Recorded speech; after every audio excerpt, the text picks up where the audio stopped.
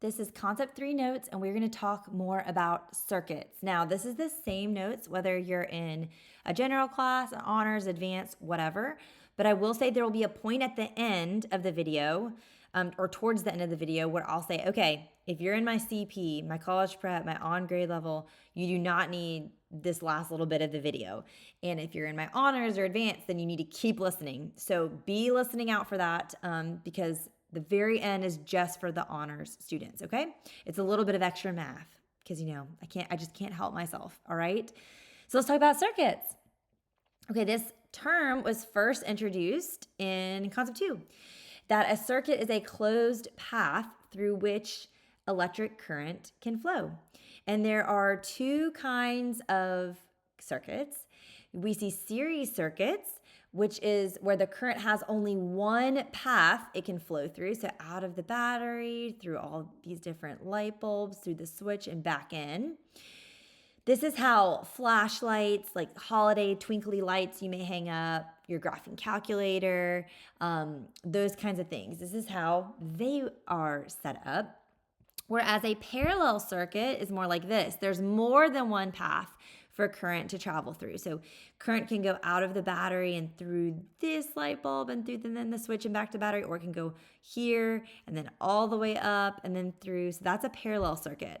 This is how, your house, your apartment, whatever, the school that you're in right now where you're watching this video, that's how it is most likely wired. Now let's look at some things on this circuit that I want to make sure we notice.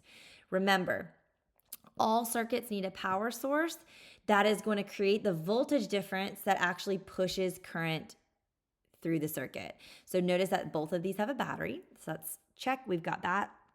Notice also that both of them have wires or conductors, because that the current can travel through. So that's the second thing that they need. And then the third thing that a circuit needs is it has to be closed. So notice in both of these pictures, the switches are closed and thus the light bulbs are on so that current can flow. So those are the three things that we need. All right, let's talk more about the differences between these and kind of what that looks like. So series versus parallel. So a series circuit, again, like we said, is one branch or one pathway. It's simpler. It just is. Okay, all the components must work at the same time. The more items that you add to a series circuit, the greater the overall resistance in the circuit. And that makes sense because you're adding more things that the current has to travel through in order to get back to the battery. And so that's going to make there be more resistance. Another thing about series circuits is the potential difference here. The voltage actually drops as it's traveling through the circuit, but the current is able to stay the same throughout. And that is because, again, the resistance might be going up, the voltage might be going down, but the current is going to be the same throughout in our series circuit. A parallel circuit's a little different. Let's look at the similarities and differences. So again, there's multiple branches or pathways that the current can travel through. It's more complex. The cool thing about it, though, is because of that, you can use one component at a time. So both of these light bulbs don't necessarily have to be on or off at the same exact time. As you add items to a parallel circuit, it can actually decrease the resistance because there's all these different pathways through which it can flow. Voltage stays the same throughout a parallel circuit as opposed to dropping like it does in series. And then the current is not the same because it's split along each of these different pathways as it goes through it. Now, it's not always just a series versus a parallel circuit. Some circuits are a combination. So look at this picture. Notice these two light bulbs right here, they are wired in a series to each other. As the electricity goes out of, the battery, and then it has to go through this light bulb to get to this one and then back again. And it has to go through this light bulb to get to this other one. So these two are also technically wired in series to each other. Whereas these two light bulbs are connected in parallel. This current could go through this light bulb and then through here and then all the way around without going through this light bulb. So there can be a combination here. Now you might be thinking these pictures are kind of like hard to interpret with all these different, graphics. That's where we draw circuits a lot simpler. And there's some basic notation you can use for drawing circuits. I think drawing circuits is really fun. So that's going to be what we're going to learn how to do next. Okay, so some basic notation to know. Again, a series circuit is just going to be one pathway. So notice it's just going to be like a rectangle. This is your drawing, all of the lines you're drawing, that's your conducting wires, okay? Your conductors here. A parallel circuit is going to have multiple pathways, and that can look different ways. This picture is showing 3 pathways that current could travel through. There can also be a combination. We can see the series, or there's parallel. So there's different options here in terms of how you're going to draw it. Don't worry about the wires. Those are just going to come as you're drawing, I promise you, okay? Now, though, let's learn all the notation we need to know. Okay, so first, switches. So they can be drawn like this, where you have, little like circles or little dots, or they can just literally be drawn kind of as a straight line. So a closed switch would look like this. An open switch would look like this. It'd have this kind of diagonal line to show that it's open. Next, you can have light bulbs or lamps. Sometimes they're drawn as an X with a circle. Sometimes they're drawn as a circle with kind of like a curly Q in the middle. Those are different ways we can depict light bulbs or lamps. I told you before in concept 2 that resistors can be added to a circuit to help control the flow, control the current. And they can look a bunch of different ways. So it can be like a squiggly line with a circle around it. It can be just a squiggly line. Sometimes it's drawn like a rectangle. So all of those can be used to draw a resistor. And I'll try to show you lots of different ones in class as I'm drawing them. Batteries are represented as this. This is just one battery. You can see the different terminals in the battery. This could be if there's 2 batteries, we can put them right back to back like that. And then 2 more pieces of notation.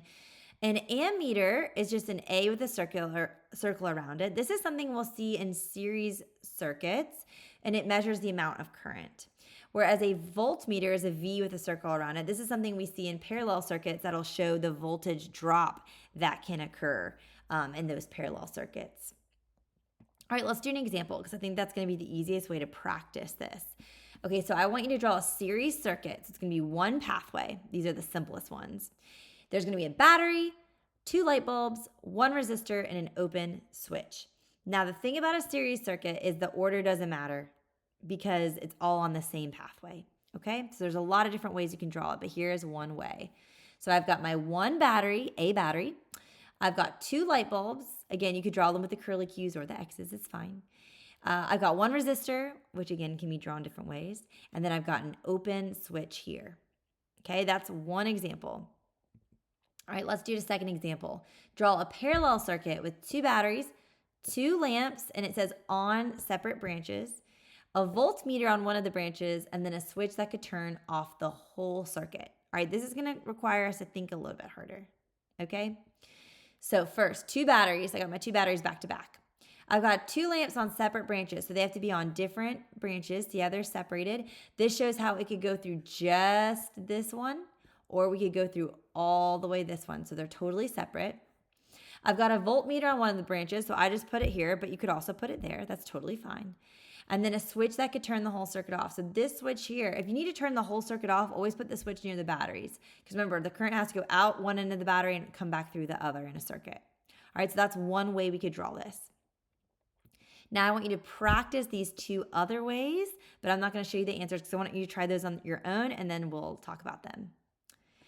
Okay, last thing I want to talk about for all of you is overheating. So if too many devices are pulling current from a power source in a circuit and it doesn't have the voltage difference necessary to handle it, overheating can occur. Okay, so 2 ways that we can prevent that happening: a fuse or a circuit breaker. A fuse is a small piece of metal within a circuit that will melt when it's overheated. And when it melts, it then causes a break in the circuit. It opens that circuit up. So then current will stop flowing. So that can help prevent the overheating. Okay. The thing about a fuse though, if you blow a fuse, you've probably heard that phrase, like someone gets really angry, they blow a fuse. If you blow a fuse, you have to replace it. So typically what we see in houses is something as pictured here, which is a circuit breaker. And instead of melting, the piece of metal will bend. It gets flipped when it gets overheated, and that will open the circuit and current can no longer flow. So this might happen if you've ever been in your house before and you and like 2 or 3 other people in your family are all blow drying your hair at the same time.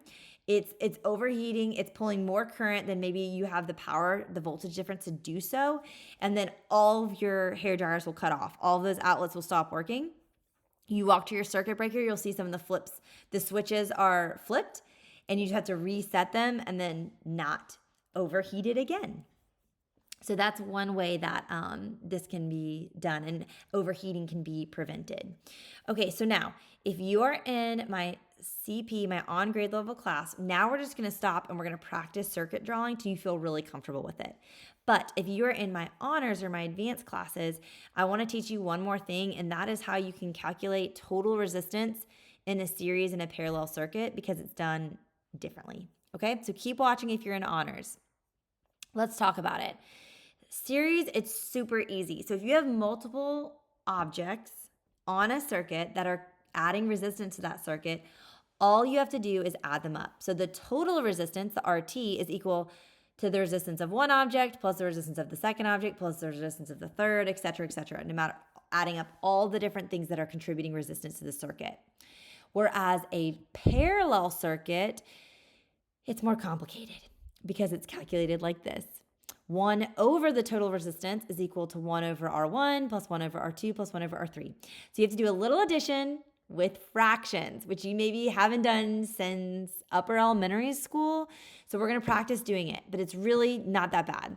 You just have to find a common denominator so that then you can add these together, and then you just crisscross applesauce, cross multiply, and solve for total resistance, okay? I'm going to do an example of each so we can practice this. Okay, first, find the total resistance of this series circuit. So when I'm looking at it, I've got two objects that say it's telling me that both of these light bulbs have a resistance to them. Now, this is not really a great example because there should be something on this resistor because it's a resistor, so it should be adding resistance. But we're just trying to keep it simple here. So let's say we're just going to find the total. All we have to do on a series circuit is add them up. So total resistance is 2 plus 5. And you would get that your total resistance is just 7 ohms. That's it. Easy peasy. Okay? Then you could go on to plug this in. If we knew the voltage difference of the battery, we could find the current, that kind of thing. You can do Ohm's law. Now let's do a parallel because it's a little bit more tricky. Okay, find the total resistance of this parallel circuit. Okay, so let's say one of these light bulbs, again, has the 2 ohm resistance. The other has a 5 ohm resistance. What do we do here? Okay, so first you need to write it out. 1 over RT equals 1 over R1 plus 1 over R2. Okay, so now we're going to write that. 1 over RT equals 1 over R1, which is the 2, plus 1 over R2, which is the 5. Okay, now you're like, why is this spaced out? Because this is why. Now, in order to add 1 over 2 and 1 over 5, we need a common denominator. A common denominator would be 10. So what times 2 gets me to 10? Well, 5 does. Now, to make it fair, we have to do the same to the top as we are to the bottom. So we're going to do 5 over 5 on this side. Now, how do I get from 5 to 10? I have to multiply by 2. So again, we're going to do the same to the top and the bottom. 2 by 2. 2 over 2, excuse me. All right, so now let's do that. Let's actually find the common denominators here and let's convert these. So 1 over RT equals, what's this? Well, 1/2 is the same as 1 times 5 is 5, 2 times 5 is 10. So 1/2 is the same as 5 over 10. Just like 1/5, if I do 2 over 2, 1 times 2 is 2, 5 times 2 is 10. So 1/5 is the same as 2/10. Now that we have a common denominator, I can add these fractions together. Okay, so let's clean it up a little bit. So 1 over RT is equal to 5 plus 2. That's 7 over 10. Remember, when we add fractions, the denominator stays the same. Okay, now we're going to do a little cross multiplication. We're going to crisscross applesauce to get these out of fractions. So 1 times 10, and then we're going to do 7 times RT. So that's 1 times 10 gives me 10 is equal to 7 times RT. Now remember, anytime we're trying to find a variable, we need to isolate it. We need to get it all on its lonesome, okay? So we're going to divide both sides by 7 so that it's fair. So now that will go away. Now I have RT equals 10 over 7. So you plug that in your calculator, what's 10 divided by 7? And it's equal to 1.43 ohms. Now, correct sig figs would be 1 ohm, but I'll tell you right now, for these, because I know this is already a lot of math, it's a lot of thinking, I'm not going to knock you for your sig figs being wrong. So don't stress about that if you're in my class, okay? All right, don't freak out. Don't get scared. We're going to practice this a ton, and I promise you'll feel confident in it by the time it's time for a unit test. And that's concept 3 circuits.